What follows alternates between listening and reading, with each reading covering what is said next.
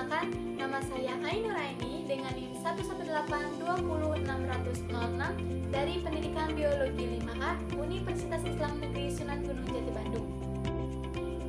Pada video ini, saya akan melakukan kegiatan praktikum dengan judul Refleks pada Tendon Manusia.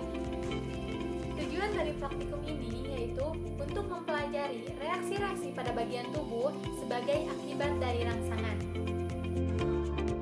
Landasan teori pada praktikum ini yaitu refleks merupakan respon yang cepat dan tidak disadari terhadap perubahan lingkungan internal maupun lingkungan eksternal.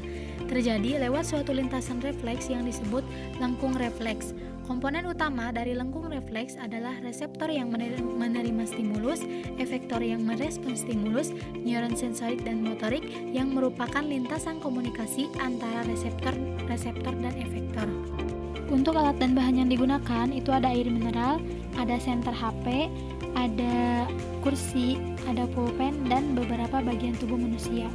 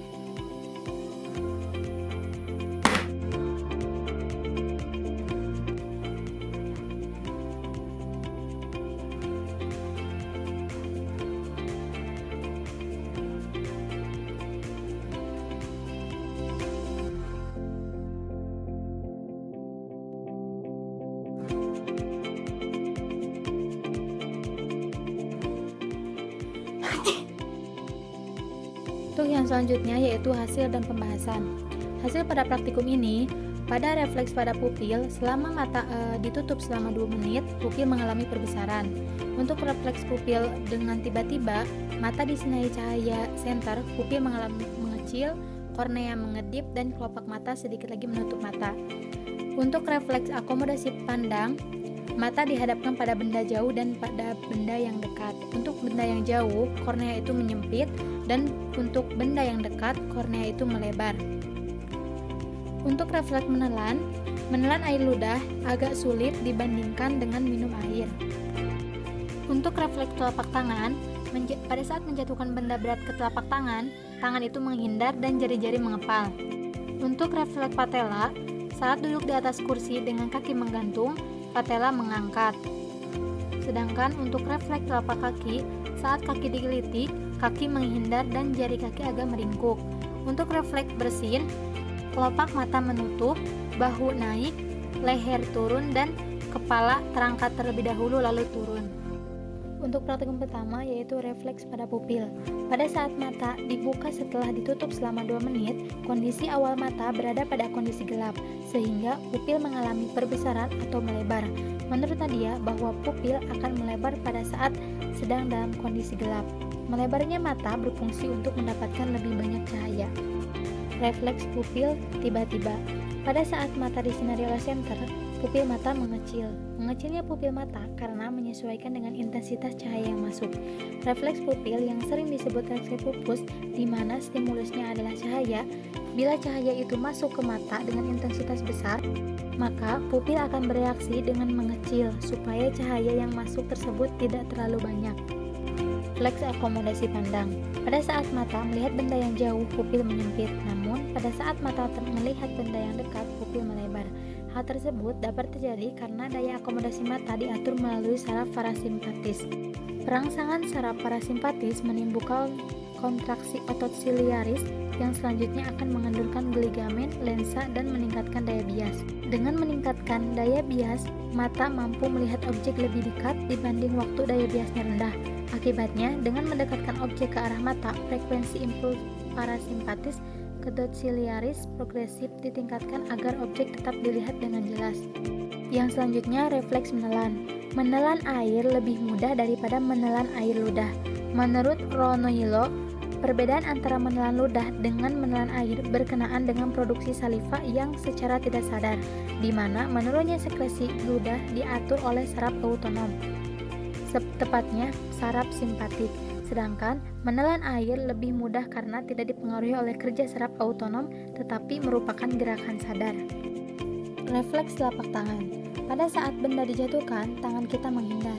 Namun seharusnya saat benda dijatuhkan, kita akan refleks menggenggam benda tersebut karena adanya neuron motorik yang secara langsung akan memberikan refleks terhadap benda yang dijatuhkan. Dan juga ada terminalis rabot saraf somatosensorik berupa reseptor berkapsul yang dapat menerima rangsangan raba. Refleks patella. Ligamentum patella memberikan respon berupa gerak refleks pada kaki, yaitu lutut bergoyang ke depan yang merupakan refleks trik. Hal ini disebabkan karena adanya kerja dari musculus quadriceps femoris yang menyampaikan impuls sensori ke korda spinalis dan menghasilkan impuls berupa kontraksi otot. Burhan menyatakan bahwa refleks patella ini termasuk refleks monosinaptik yang hanya melibatkan satu sinaps saja. Refleks telapak kaki. Pada saat telapak kaki digelitik, kaki akan merasa geli. Pada telapak kaki terdapat reseptor berupa alat marker yang pada ujungnya terdapat terminal saraf somatosensorik yang menyerupai cagak yang menopang sel epidermis.